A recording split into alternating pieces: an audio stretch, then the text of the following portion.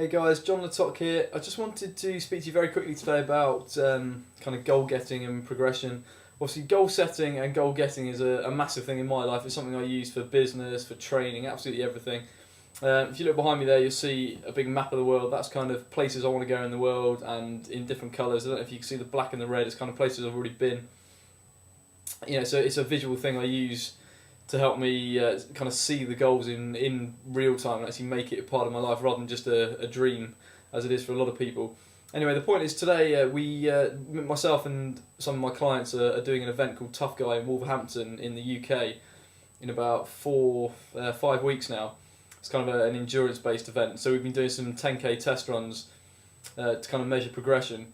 And today, a few people didn't really improve on their times today, and they start thinking they've lost fitness. They're not doing as well as they should be.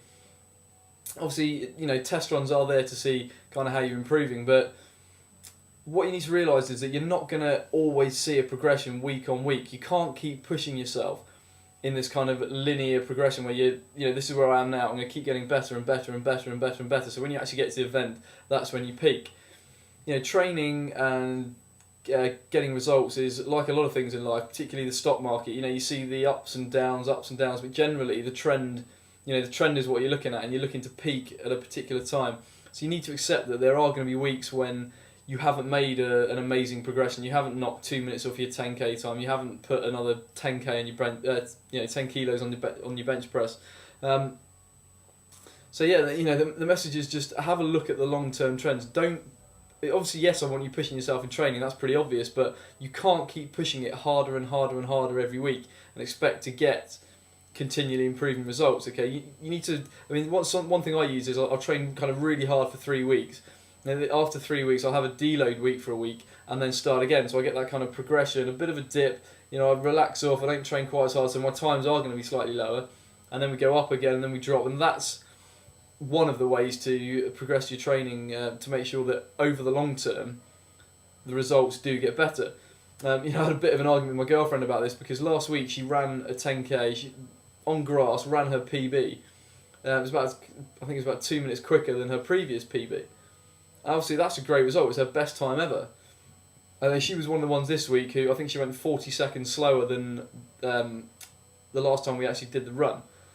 And she was really upset about it, but like I said to her, you need to realise that you ran a PB last week, you're not going to run another PB this week and another PB next week. It just doesn't work like that. A great example is I was watching the Euro Championships for the athletics yesterday. You don't see athletes starting in January and just getting better and better and better and then running their best time on December 31st. It doesn't work like that. They need to peak for certain events, and what that means is having training peaks and then relaxing off and not pushing himself quite so hard in certain events.